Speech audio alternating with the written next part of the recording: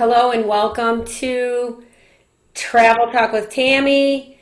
My name is Tammy. I'm the CEO at Singles Travel International and also at singlelife.today. And we're here tonight with a lot of our travelers. Some have been with us all year, and some are longtime travelers. I'd like to introduce you to our two pioneers and kind of panel guests tonight. We have Helen B from the East Coast. Hi, Helen. Hi, Tammy. How are you? Doing great, great. And we also have VJ from the West Coast. Hi, VJ. Hi, everyone. Nice to be here with you. Hello. Great. So, what the purpose for tonight is to kind of share with our members what it's like to travel right now amidst the pandemic. March, we had our last trips from Singles Travel International. A lot of other companies, we had three, and they all ended, and some of them ended normally, and some of them ended with like the country was closing, and half the group was in Greece, and one of our ships was rerouted. Instead of landing in Puerto Rico, it went to Orlando. And our team did an amazing job of making it all work for all of our members. But we didn't travel from March until September 30th. So on September 30th, we did a weekend trip to Santa Barbara. And that's why I brought Helen and VJ here tonight, because they are our pioneers. They were the first travelers to take off with us on our very first journey in 6 months' time. So, what I want to do is start to ask them some questions. And we are going to be a little bit informal today so that if anybody has a question, you're welcome to ask it. You might be sparked a little bit, but we have 30 minutes or so to work through the questions. But we want everybody to have a fair share because we know you're interested. So I'll just start with Helen. And Helen, you recently signed up to go on this trip with us to Santa Barbara in the midst of COVID-19. What were some of the concerns that you had before you signed up? Well, my main concern was, is it actually going to happen, or am I going to be disappointed yet again? Um, I think I was, yes, they talk about being safe on a plane, being safe in a restaurant, being safe in an airport. I think my main concern was, and this may sound very silly, but my real concern was, is it going to actually happen? Which is why, if you remember, Tammy, I signed up really late. I think it was probably about 2 weeks before the trip happened. Right. Okay, but you know what? That's a surprise for me. So many of us who are avid travelers, we didn't have just one trip canceled. We've had like some of us 4 and 5 trips, right? Yep, And yep. one of the situations is, are we getting all our money back, right? Before we make a decision to go again. Okay, Helen, that's great. So Helen's concern was, is it going to be a go? And so she waited. VJ, tell us how you were feeling before you made the decision to join the trip with us in September. I didn't really have any concerns. It was my first trip with STI, so that was probably my biggest concern. I liked the fact that it was a small group. That 12, they were only letting 12 people sign up. It ended up being just 6 of us with Vicky. The Zoom meeting we had to meet our fellow travelers a couple of days before the trip helped a lot. So, but I wasn't afraid about getting COVID. I've been wearing a mask for 6 months, and in our Zoom meeting, it covered all of the precautions that STI was taking. So I was ready to go. Okay. Well, now that I've heard both of your answers, what was the inspiration then at the end of the day to go ahead and do it, since you weren't really afraid of some of the safety hazards that a lot of people are wondering about? What was your what pushed you over the edge to say, okay, I'm going to do this? Well, for me, I just really wanted to get out and do something. I needed to travel, go somewhere. So I got in my car, drove up the coast, and it was a great trip. I was glad I did it. And I also needed to get out and do something that felt normal. And taking the precautions that needed to be taken, I needed to do something. And this was the chance. And Helen, you came all the way across country. So Yes. how long was your flight? Well, it's very hard to find a nonstop flight these days that doesn't mean that you mortgage your house. Um, my flight going was New York to Chicago to Denver to Santa Barbara. And coming back, I went Santa Barbara to Denver, back to Newark. So it was probably about 9 hours each way with very close. Wow. Yeah. So there were 3 short flights going out, like 3 hours per segment. Okay. Wow, that's a long journey. It was interesting. How was the how were precautions monitored or adhered to while you were at the airports and on the different aircraft? Was it the same carrier the whole time? Yes, I was on United Airlines the entire time. I think basically they tried to monitor what was going on, making sure everybody wore their mask, making sure everybody wore the right style mask. But then again, I had upgraded to business. I said, I'm going to give myself a little more elbow room. And I hear halfway through one of my flights, I hear one of the cabin attendants talking to another one saying, there's a guy in the back who got his mask down around his chin, and I told him to put it on, and I had to get his attention, and I poked him, and he's starting to yell at me, don't you dare shove me. So they were doing the best they could. Okay. Yeah, I think most people behaved, and most people were concerned about being safe. Okay, so you felt pretty comfortable. And I just have to throw in a little something. I think on a guy, a mask down below his chin is a little better than his belt down below his knees.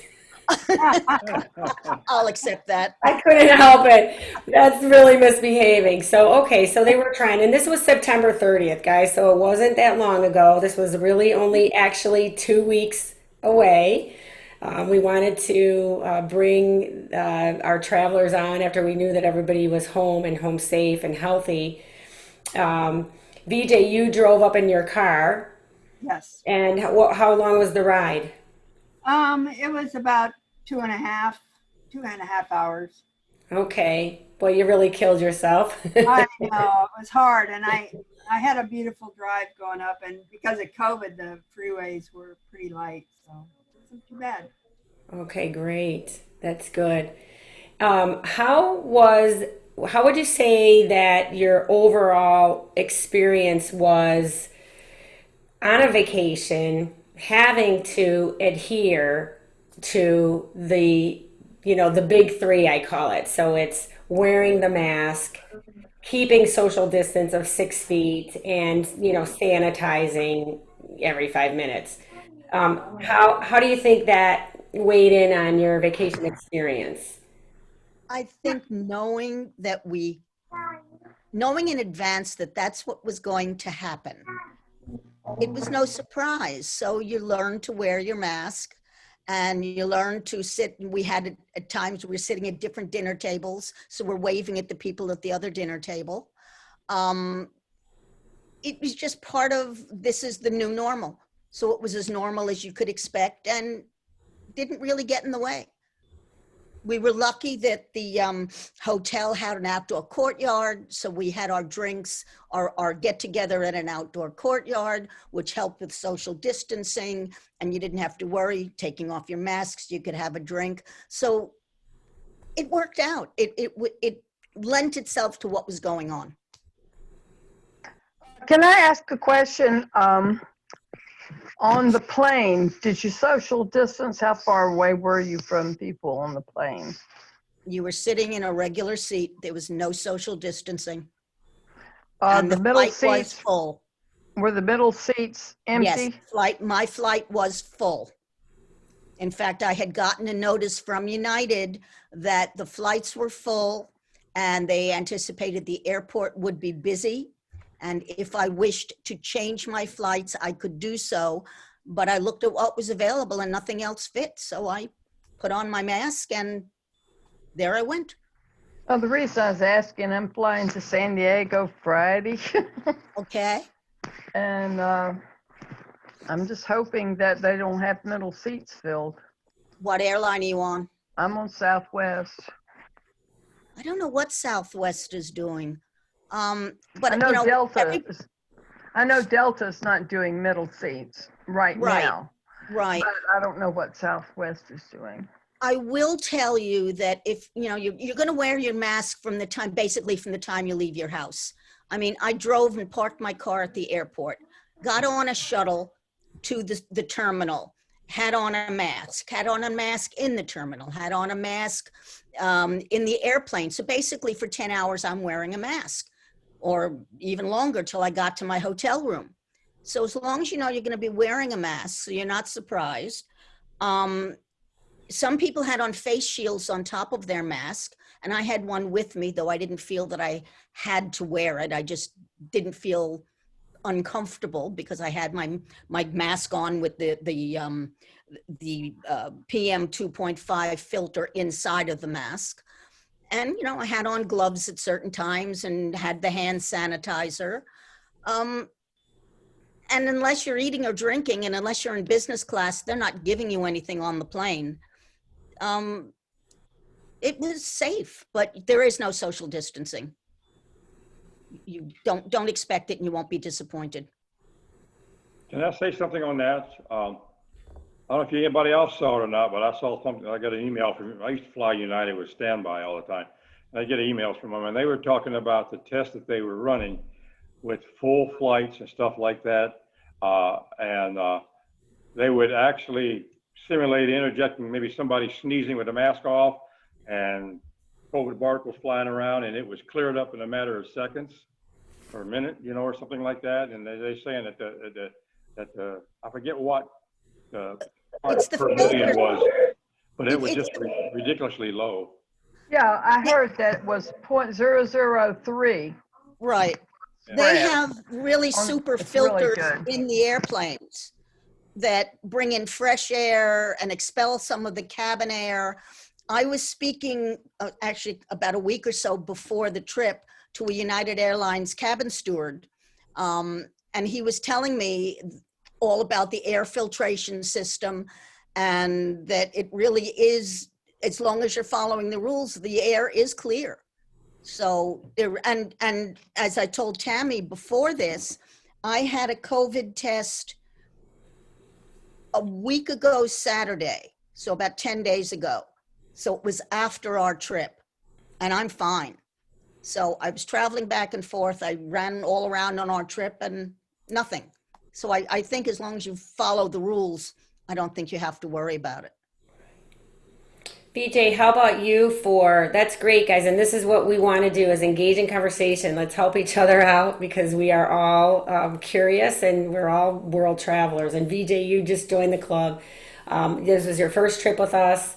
And would you say, whether you're with us or not, right, having to follow the safety protocols, definitely, I've heard over the last 6 months, as we cancel people on their trips who haven't been canceled by the vendors, I don't want to go on vacation and have to wear a mask. That's not my idea of a vacation. So that's why I'm asking this question. You know, how much do you think having to abide by the protocols affected your vacation positively or negatively?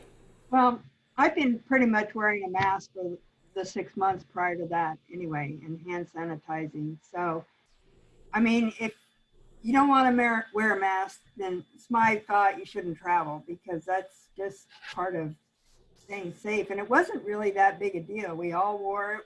Most of our activities were outside. We did hand sanitize. So all the people, most of the people, you hardly ever saw anybody without a mask, but it was really no big deal. I Okay. think if, I'm sorry, Tammy. I think if you really want to travel, and as you know, I love cruising. That is my thing. Me And I too. know that when I can finally get back on a ship, I know I'm going to have to wear a mask. So either I say I'm never going to get on a ship again, or I say, okay, I learned to travel with a mask on, and I have all sorts of different masks. I had one for each day there with different designs on it. It's a bumper sticker for your face. Make a statement, make a comment, make it pretty, make whatever you want. You're going to wear them. You might as well enjoy it. And it's part of the new normal. So either lock yourself in your house or learn to wear a mask. Exactly. I think we're going to end up wearing them for another year or so. Absolutely, which is why I've got all sorts of nice ones. They're very pretty. Do you want to share with us who your source for the masks are, Helen? Amazon. I Amazon. get them on Amazon, and as you know, I'm a cat person, and I've got all sorts of different cat designs. Great. Good. She looked great in her cat mask. Thank you. I do have to say, I don't know if everybody followed us on Facebook that There week, you go. but okay. There Oh, you go. great. Okay. We love it, Hi. Brad. It's if Thank you make you. a statement. Yep. Yeah. Thank you for your service too, Brad. That's the one I'll be wearing on that cruise. Well, I got the regular blue. You get a big pack Right. of them. I wear those all the time, so I'll be wearing that some, and I'll wear that one. But Great. Well, we're providing them as well, which is a little bit on the subject of the next question.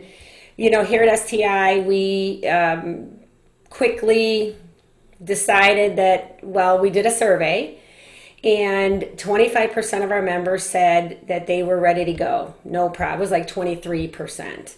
4% said, don't call me. I'm not going anywhere. So then there was a good 70 some percent. Don't, sue me for my math. I know it has to be 100, but in vague terms, 3/4 of the members said that they were cautiously observing and would make judicious decisions based on what's happening with COVID. And so we realized that we don't want to influence anybody who's not ready to go because we are taking it very seriously. But we also understood that given certain circumstances, some members would want to travel. And it got more evident as time went by that people were feeling like Helen did and VJ and myself, right? We're ready to go. So we came up with the travel protocol following the advice of the CDC. And this was a first for us. And so my question is, is there any advice that you would give us as a travel company? Do you feel we covered all the subject matters correctly and accurately for you before you went, and that you were appropriately prepared for what we were expecting you to abide by while you were on the trip?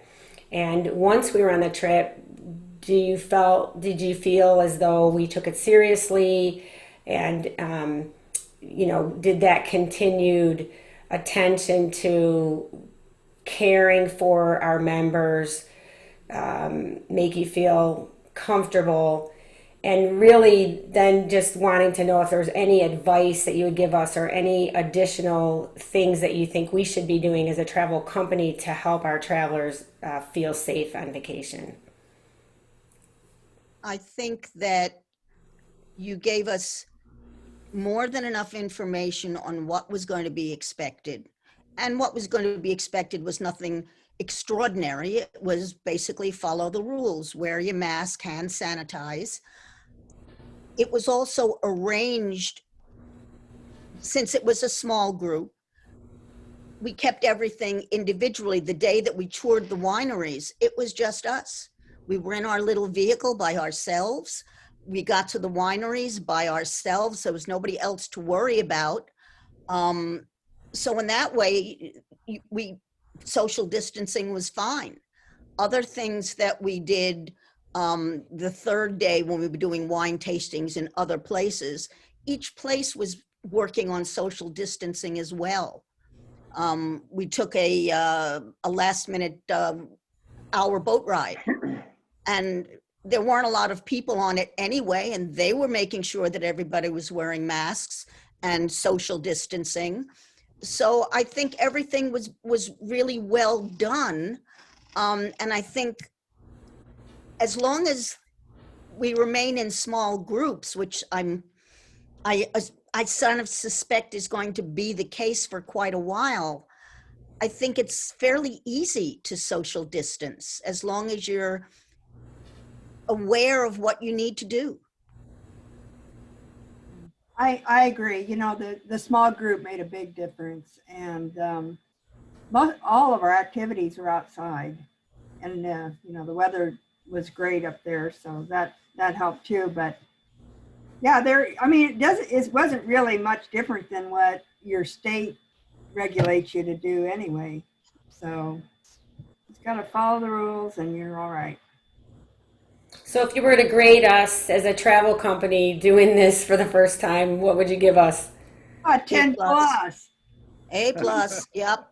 A plus, 10 plus, whatever. Okay, and I'm not fishing for compliments for myself. I know that the whole team put together the language that's on our website, and of course, Vicky was our concierge for that vacation, and she was concerned about how members would receive it.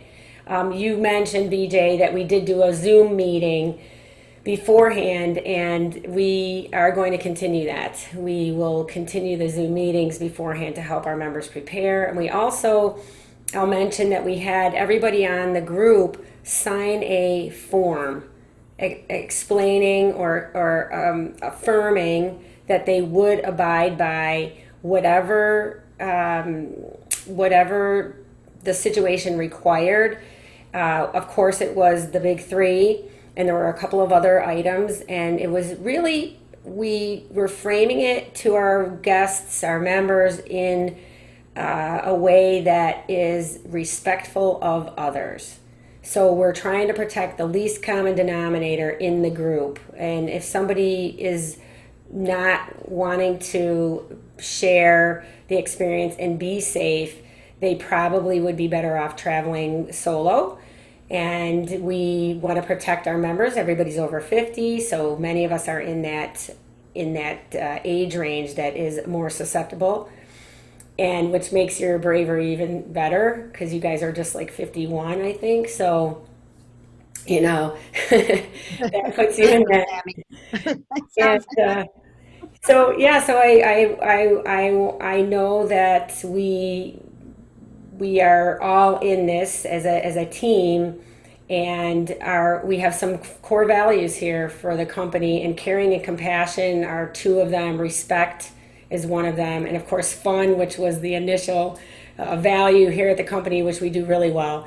And so we know that each person is a unique snowflake. 7.5 billion of us, and we are all different. We all have a different life experience, and so it's important to keep in mind that VJ is going to come to this with one approach, and Helen would have a different one, and Brad would have a different, and Robbie yet a different. So knowing that each of us are different, being curious to understand where the other one might be coming from, and to be careful that we don't put them in an uncomfortable situation, or a situation where they might have to hold back on what they want to say, because not everybody has a comfort zone in that. So we want you to anyway know that when you travel with us from now on until further notice, we are asking for kind of a sign off from our members to say, yeah, when I get on the trip, I'm not going to be a problem. I'm going to respect everybody else that's there,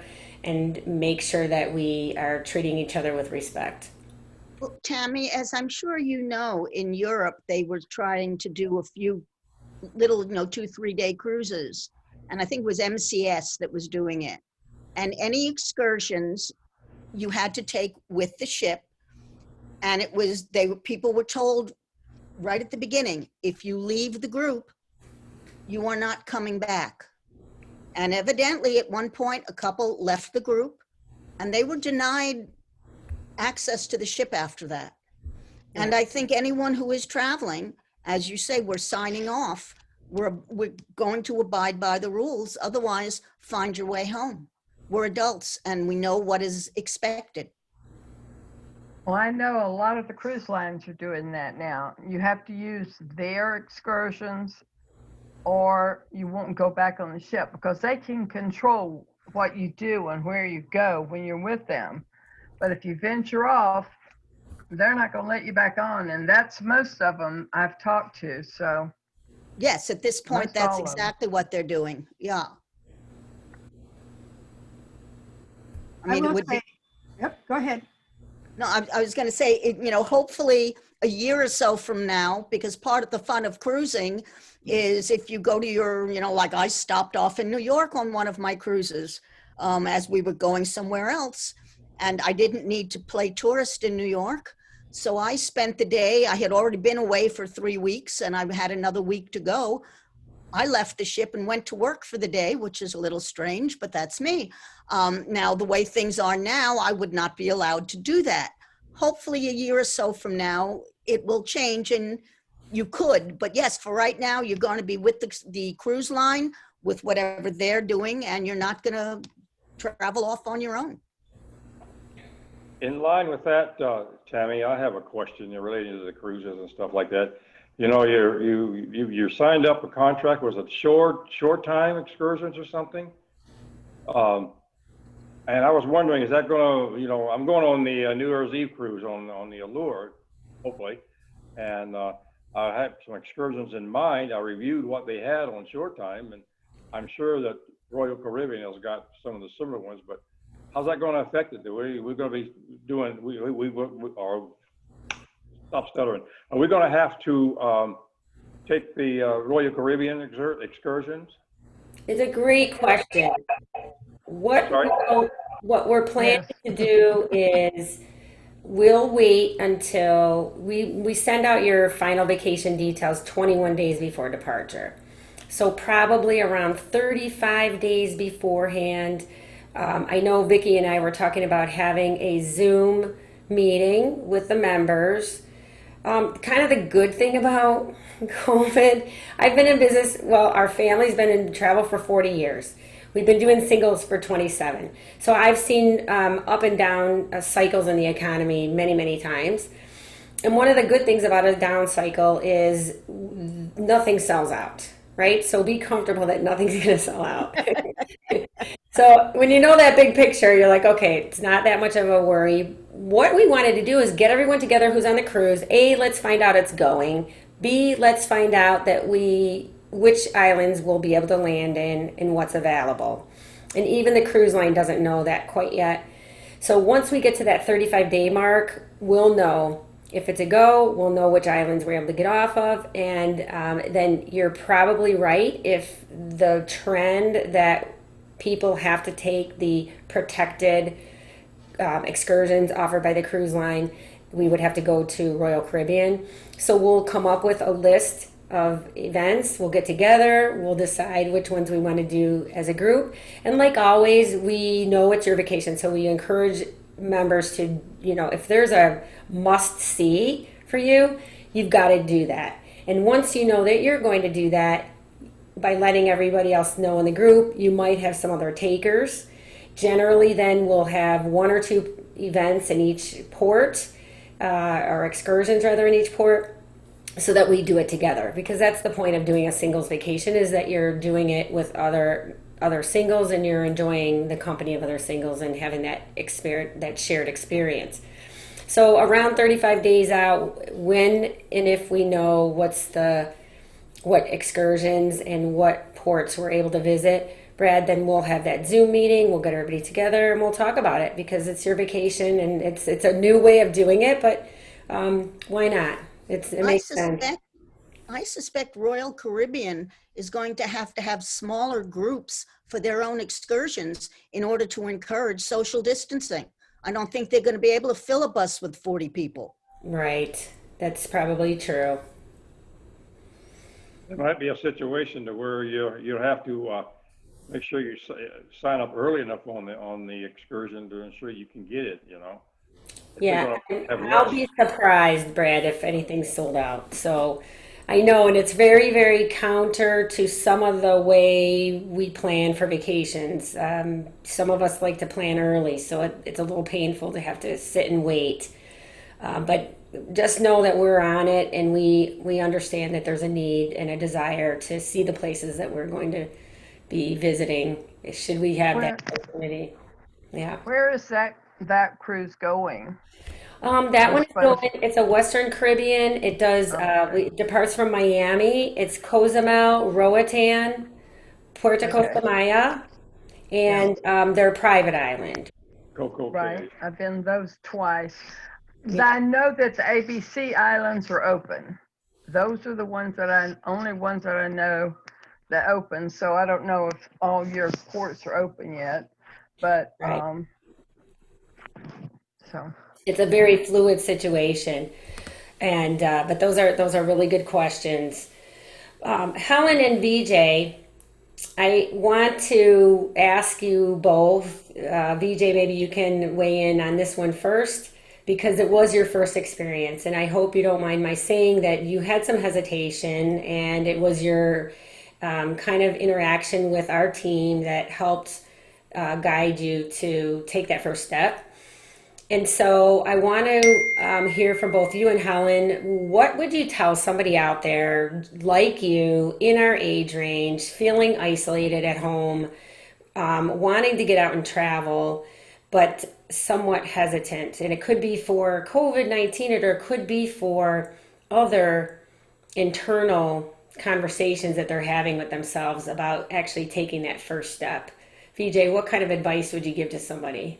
Well, the Santa Barbara trip was so much fun, and I'm so glad I went. I would say to everyone, we all felt safe. So get out there and travel. I can hardly wait to come up with some trip to take with you guys next year.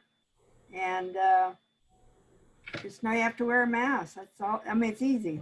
So, and I'll put in at the end that Vicky was fabulous. She was a great concierge for that trip. Yes, she I'm so was. glad I got to meet her.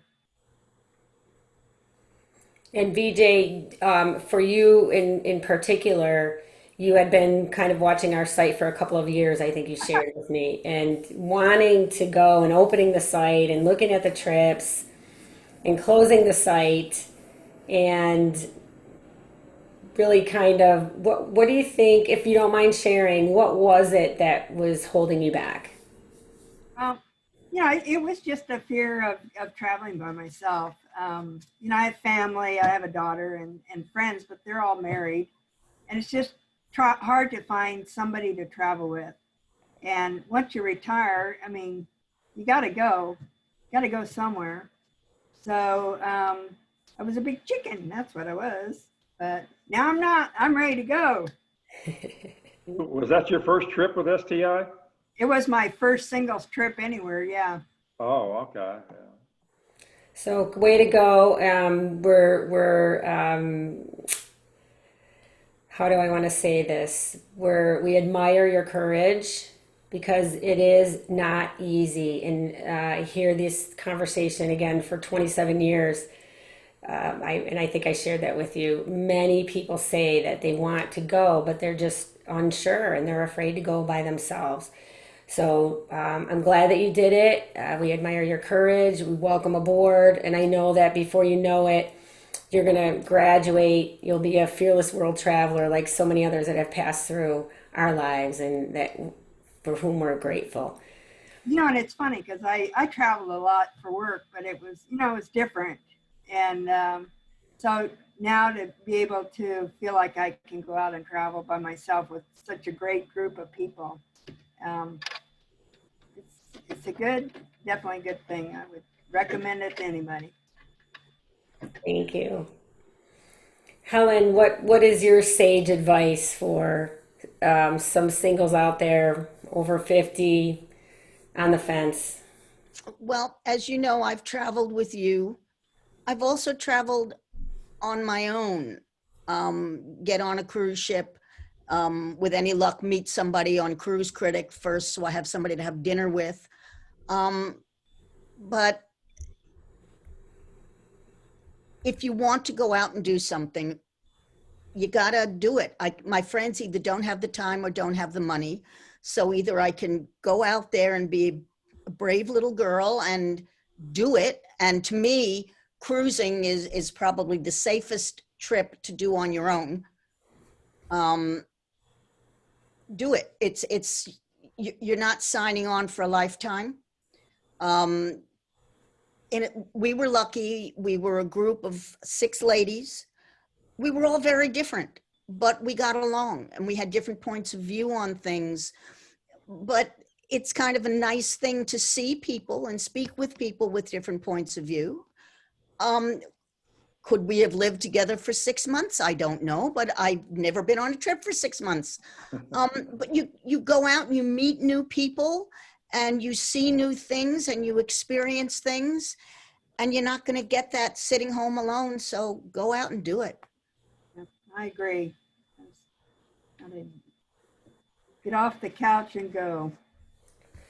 Excellent. Thank you so much. I really appreciate it. I hope that everybody else here tonight enjoyed listening to our pioneers.